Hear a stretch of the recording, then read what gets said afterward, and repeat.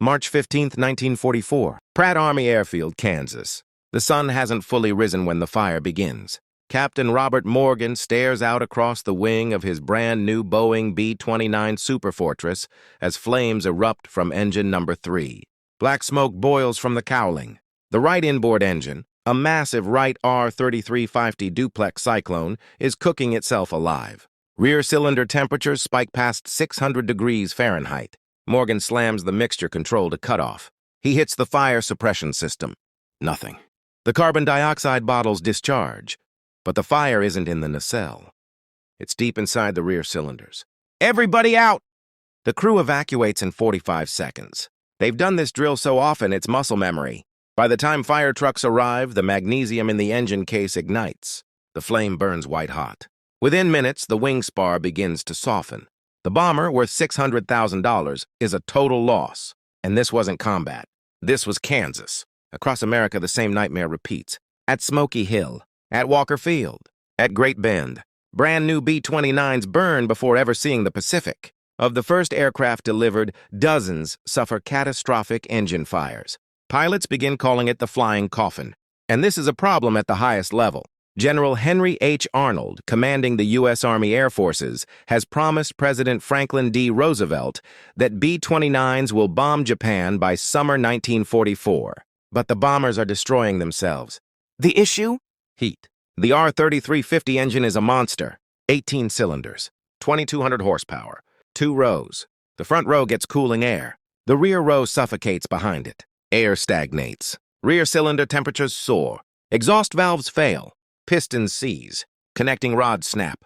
Hot oil sprays. Magnesium ignites. Fire suppression systems can't reach the source. Engineers from Wright Aeronautical try redesigning baffles. They enlarge cooling intakes.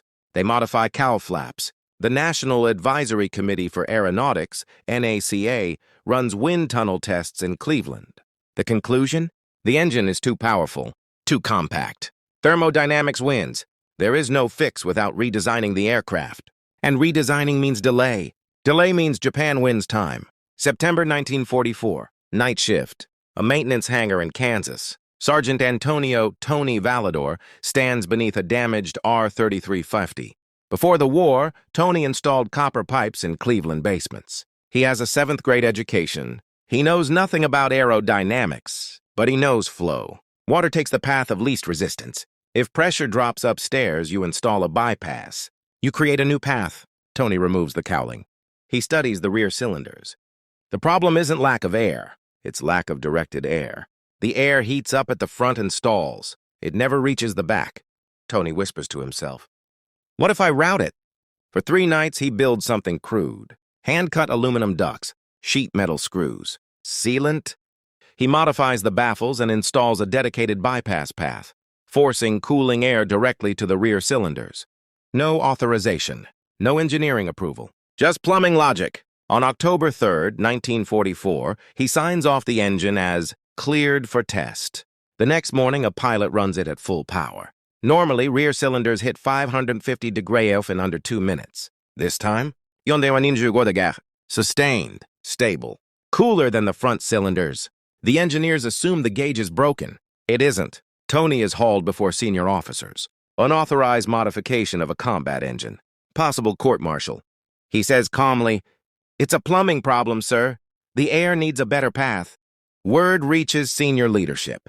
Colonel Curtis LeMay, who would later command strategic bombing in the Pacific, doesn't care about pride. He cares about results. Engineers protest. The ducts reduce total airflow. Tony replies, "It's not about more air. It's about getting air where it's needed." LeMay orders, "Engineer it properly, put it into production, now." At Wright Field, engines undergo brutal testing. Baseline rear cylinder temps, over 560 degrees. With Tony's bypass ducts, 440, 450 degrees. A reduction of more than 100 degrees. Valve failures disappear. Fire incidents plummet. The modification is standardized. Quietly. No fanfare. Just new cooling ducts installed in the production line. By late 1944, B-29 reliability improves dramatically. Engine fire rates drop sharply. Mission aborts decrease. The bombers can finally fly long-range missions from the Marianas. Factories in Japan burn. Industrial capacity collapses. Eventually, B-29s carry atomic weapons to Hiroshima and Nagasaki. None of that happens without reliable engines. And reliability came from airflow, not horsepower. June 1945. Tony is offered a commendation medal. He refuses. I just fixed a cooling problem. He returns to Cleveland, back to plumbing. He never brags, never writes a book, never gives interviews. When he dies in 1982, his obituary mentions only that he served as an aircraft mechanic during the war. No mention of saving aircraft. No mention of thousands of lives potentially preserved by preventing engine fires. Just plumber.